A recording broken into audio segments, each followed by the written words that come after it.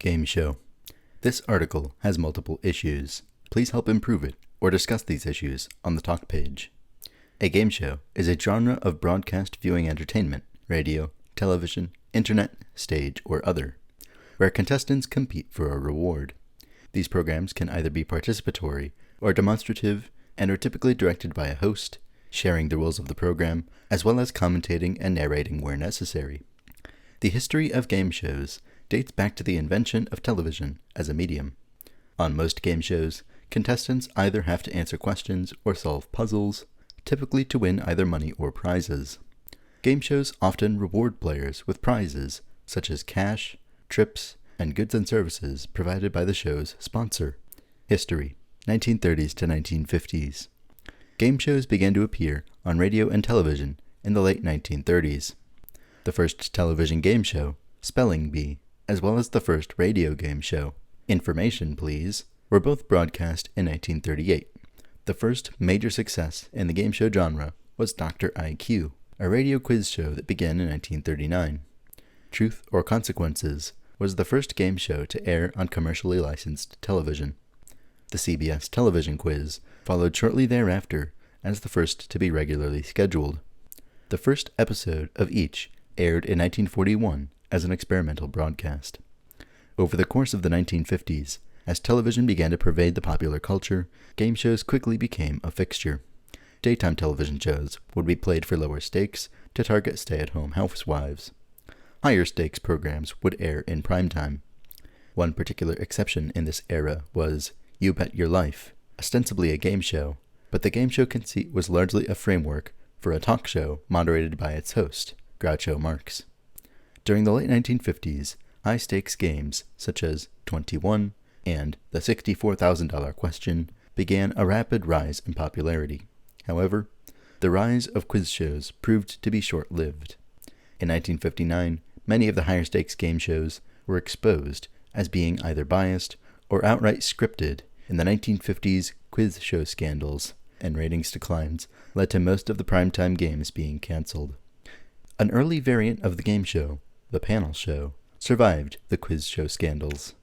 On shows like What's My Line, I've Got a Secret, and To Tell the Truth, panels of celebrities would interview a guest in an effort to determine some fact about them. In others, celebrities would answer questions.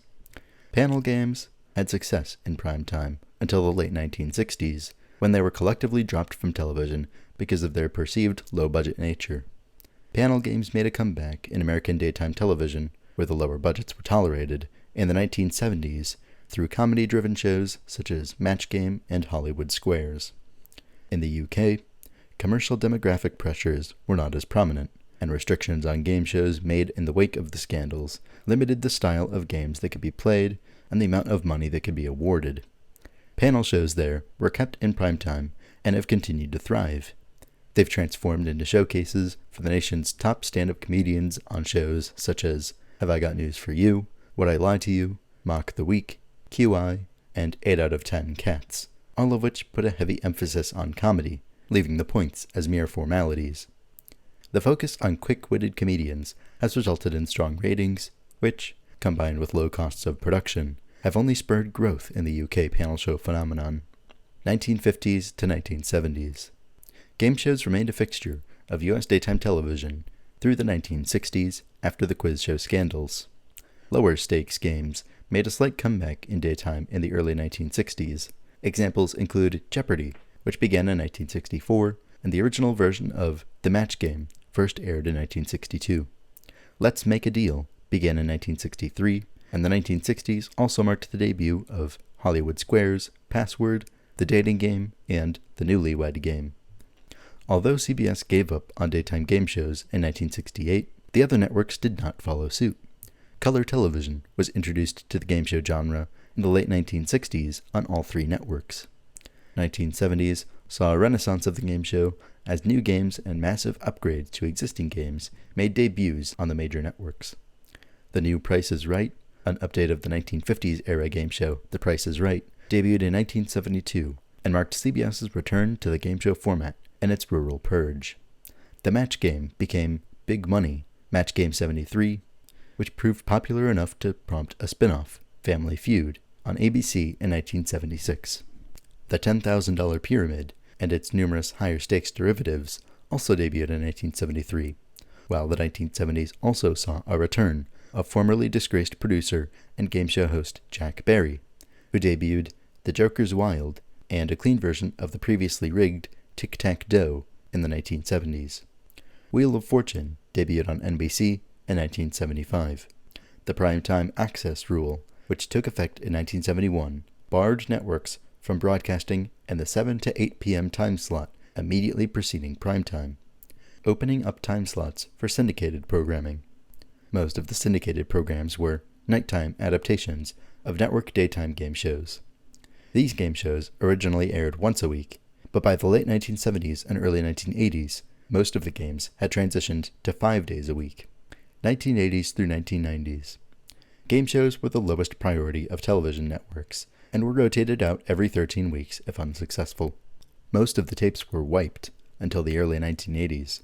Over the course of the 1980s and early 1990s, as fewer new hits, e.g., Meet Your Luck, Sale of the Century, and Card Sharks, were produced, game shows lost their permanent place in the daytime lineup. ABC transitioned out of the daytime game show format in the mid-1980s, briefly returning to the format for one season in 1990 with a match game revival. NBC's game block also lasted until 1991, but the network attempted to bring them back in 1993 before canceling its game show block again in 1994. CBS phased out most of its game shows, except for The Price is Right, by 1993. To the benefit of the genre, the moves of Wheel of Fortune and a modernized revival of Jeopardy to syndication in 1983 and 1984, respectively, was and remains highly successful. The two are, to this day, fixtures in the primetime access period. Cable television also allowed for the debut of game shows such as Supermarket Sweep and Debt, Lifetime, Trivial Pursuit and Family Challenge, Family Channel, and Double Dare, Nickelodeon. It also opened up a previously underdeveloped market for game show reruns. General interest networks such as CBN Cable Network, forerunner to Freeform, and USA Network had popular blocks for game show reruns in the mid-1980s to the mid-1990s, before that niche market was overtaken by Game Show Network in 1994. In the United Kingdom, game shows have had a more steady and permanent place in the television lineup and never lost popularity in the 1990s as they did in the United States, due in part to the fact that game shows were highly regulated by the Independent Broadcasting Authority in the 1980s, and that those restrictions were lifted in the 1990s, allowing for higher stakes games to be played. After the popularity of game shows hit a nadir in the mid-1990s United States, at which point The Price is Right was the only game show still on daytime network television, and numerous game shows designed for cable television were cancelled.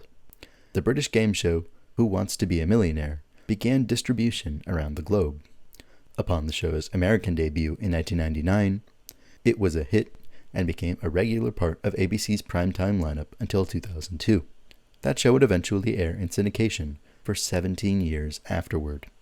Several shorter-lived, high-stakes games were attempted around the time of the millennium, both in the United States and the United Kingdom, such as Winning Lines, The Chair, Greed, Paranoia, and Shafted, leading to some dubbing this period as the million-dollar game show craze.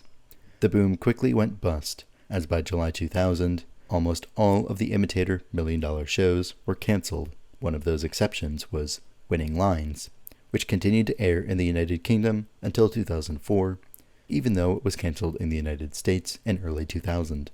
These higher-stakes contests nevertheless opened the door to reality television contests, such as Survivor and Big Brother, in which contestants win large sums of money for outlasting their peers in a given environment. Several game shows returned to daytime in syndication during this time as well, such as Family Feud, Hollywood Squares, and Millionaire. 2000s to present. Wheel of Fortune, Jeopardy, and Family Feud have continued in syndication. To keep pace with the primetime quiz shows, Jeopardy doubled its question values in 2001 and lifted its winnings limit in 2003, which 1 year later allowed Ken Jennings to become the show's first multi-million-dollar winner. It has also increased the stakes of its tournaments and put a larger focus on contestants with strong personalities. The show has since produced 4 more millionaires: tournament winner Brad Rutter, and recent champions James Holzhauer, Matt Amodio, and Amy Schneider. Family Feud revived in popularity with a change in tone under host Steve Harvey to include more ribaldry. In 2009, actress and comedian Kim Coles became the first black woman to host a primetime game show, Pay It Off. The rise of digital television in the United States opened up a large market for rerun programs. Buzzer was established by Fremantle, owners of numerous classic U.S. game shows, as a broadcast outlet for its archived holdings in June 2015. There was also a rise of live game shows at festivals and public venues, where the general audience could participate in the show, such as the science-inspired Geek Out Game Show or the Yuck Show. Since the early 2000s, several game shows were conducted in a tournament format. Examples included History IQ, Grand Slam, Poker Face, which never aired in North America, Duel, The Million-Second Quiz, 500 Questions, the American Bible Challenge, and Mental Samurai. Most game shows conducted in this manner only lasted for 1 season. A boom in primetime revivals of classic daytime game shows began to emerge in the mid-2010s. In 2016, ABC packaged the existing Celebrity Family Feud, which had returned in 2015, with new versions of To Tell the Truth, The $100,000 Pyramid, and Match Game in 2016. New versions of Press Your Luck and Card Sharks would follow in 2019. TBS launched a cannabis-themed revival of The Joker's Wild, hosted by Snoop Dogg, in October 2017. This is in addition to a number of original game concepts that appeared near the same time, including Awake, Deal or No Deal, which originally aired in 2005, Child Support, Hollywood Game Night, 1 vs. 100, Minute to Win It, which originally aired in 2010, and The Wall, and a string of music-themed games such as Don't Forget the Lyrics, The Singing Bee, and Beat Shazam. In March 2020, production on the 4 longest-running game shows in North America, Family Feud, Jeopardy, The Price is Right, and Wheel of Fortune, were temporarily suspended as a result of the COVID-19 pandemic. During the summer, Family Feud, Jeopardy, and Wheel of Fortune resumed production. However, because The Price is Right required a studio audience in order to properly play the game, production for that show was suspended until October of that year, when a new version of the show, without the studio audience, began production. International issues. The popularity of game shows in the United States was closely paralleled around the world. Reg Grundy Organization, for instance, would buy the international rights for American game shows and reproduce them in other countries, especially in Grundy's native Australia. Dutch producer Endemol, later purchased by American companies Disney and Apollo Global Management, then resold the French company Binage, has created and released numerous game shows and reality television formats popular around the world. Most game show formats that are popular in one country are franchised to others. Game shows have had an inconsistent place in television in Canada, with most homegrown game shows there being made for the French-speaking Quebec market, and the majority of English-language game shows in the country being rebroadcast from, or made with the express intent of export to, the United States. There have been exceptions to this. See, for instance, the long-running Definition. Unlike reality television franchises, international game show franchises generally only see Canadian adaptations in a series of specials based heavily on the American versions, but usually with a Canadian host to allow for Canadian content credits. One of those exceptions was Les Banquiers, a Quebec French-language version of Deal or No Deal, which aired on TVA from 2008 to 2015. The smaller markets and lower revenue opportunities for Canadian shows in general also affect game shows there, with Canadian card games, especially Quebecois ones, often having very low budgets for prizes, unless the series is made for export. Canadian contestants are generally allowed to participate on American game shows, and there have been at least 3 Canadian game show hosts, Howie Mandel, Monty Hall, and Alex Trebek, who have gone on to long careers hosting American series, while Jim Perry, an American host, was prominent as a host of Canadian shows. American game shows have a tendency to hire stronger contestants than their British or Australian counterparts. Many of the successful game show contestants in America would likely never be cast in a British or Australian game show for fear of having them dominate the game, according to Mark Levitt, who appeared in all 3 countries on the game show The Chase. Japanese game show. The Japanese game show is a distinct format, borrowing heavily from variety formats, physical stunts, and athletic competitions. The Japanese style has been adapted overseas, and at one point was parodied with an American reality competition, I Survived a Japanese Game Show, which used a fake Japanese game show as its central conceit. Prizes. Many of the prizes awarded on game shows are provided through product placement, but in some cases, they are provided by private organizations or purchased at either the full price or at a discount by the show. There is the widespread use of promotional consideration, in which a game show receives a subsidy from an advertiser in return for awarding that manufacturer's product as a prize or consolation prize. Some products supplied by manufacturers may not be intended to be awarded and are instead just used as part of the gameplay, such as the low-priced items used in several The Price is Right pricing games. Although in this show, the smaller items, sometimes even in the single digits of dollars, are awarded as well when the price is correctly guessed, even when a contestant loses the major prize they were playing for. For high-stakes games, a network may purchase prize indemnity insurance to avoid paying the cost of a rare but expensive prize out of pocket. If the said prize is won too often, the insurance company may refuse to insure a show. This was a factor in the discontinuation of The Price is Right $1 Million Spectacular series of primetime specials. In April 2008, 3 of the contestants on The Price is Right $1 Million Spectacular won the top prize in a 5-episode span after 15 episodes without a winner, due in large part to a change in the rules. The insurance companies had made it extremely difficult to get further insurance for remaining episodes. A network or syndicator may also opt to distribute large cash prizes in the form of an annuity, spreading the cost of the prize out over several years or decades. From about 1960 through the rest of the 20th century, American networks placed restrictions on the amount of money that could be given away on a game show, in an effort to avoid a repeat of the scandals of the 1950s. This usually took the form of an earnings cap that forced a player to retire once they had won a certain amount of money, or a limit on how many episodes, usually 5, on which a player could appear on the show. The introduction of syndicated games, particularly in the 1980s, eventually allowed for more valuable prizes and extended runs on a particular show. British television was under even stricter regulations on prizes until the 1990s, seriously restricting the value of prizes that could be given and disallowing games of chance to have an influence on the results of the game. Thus, the British version of The Price is Right at first did not include the American version's Showcase Showdown, on which contestants spun a large wheel to determine who would advance to the Showcase bonus round. In Canada, prizes were limited not by a bureaucracy, but necessity, as the much smaller population limited the audience of shows marketed toward that country.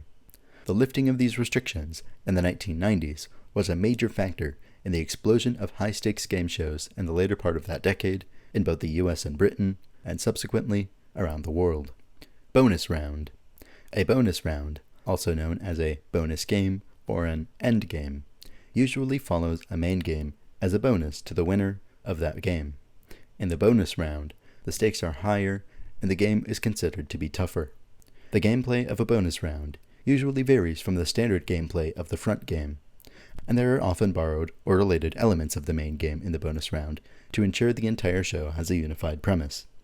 Though some end games are referred to as bonus rounds, many are not specifically referred to as such in games, but fit the same general role.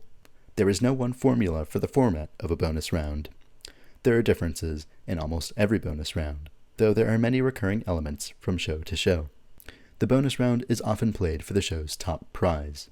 It is almost always played without an opponent. 2 notable exceptions to this are Jeopardy! And the current version of The Price is Right. On Jeopardy! The final round involves all remaining contestants with a positive score, wagering strategically to win the game, and be invited back the next day. Jeopardy! Attempted to replace this round with a traditional solo bonus round in 1978, but this version was not a success, and the round was replaced with the original Final Jeopardy! When the show returned in 1984. The Price is Right uses a knockout tournament format, in which the 6 contestants to make it on stage are narrowed to 2 in a showcase showdown. These 2 winners then move on to the final showcase round to determine the day's winner. Until the 1960s, most game shows did not offer a bonus round. In traditional 2-player formats, the winner, if a game show's rules provided for this, became the champion and simply played a new challenger either on the next show or after the commercial break. One of the earliest forms of bonus rounds was the jackpot round of the original series Beat the Clock. After 2 rounds of performing stunts, the wife of the contestant couple would perform at a jackpot board for a prize. The contestant was shown a famous quotation or common phrase, and the words were scrambled. To win the announced bonus, the contestant had to unscramble the words within 20 seconds. The contestant received a consolation gift worth over $200 if she was unsuccessful. Another early bonus round ended each episode, You Bet Your Life, with the team who won the most money answering one final question for a jackpot, which started at $1,000 and increased $500 each week until won. Another early example was the lightning round on the word game Password, starting in 1961. The contestant who won the front game played a quick-fire series of passwords within 60 seconds, netting $50 per correctly guessed word, for a maximum bonus prize of $250. The bonus round came about after game show producer Mark Goodson was first presented Password, contending that it was not enough to merely guess passwords during the show. We needed something more, and that's how the lightning round was invited, said Howard Felsher, who produced Password and Family Feud. From that point on, every game show had to have an end round. You'd bring a show to a network and they'd say, "What's the end game?" as if they had thought of it themselves. The end game of Match Game, hosted for most of its run by Gene Rayburn, served as the impetus for a completely new game show. The first part of Match Game's Super Match bonus round, called the Audience Match, asked contestants to guess how a studio audience responded to a question. In 1975, with then regular panelist Richard Dawson becoming restless and progressively less cooperative, Goodson decided that this line of questioning would make a good game show of its own, and the concept eventually became Family Feud, as whose inaugural host, Dawson, was hired.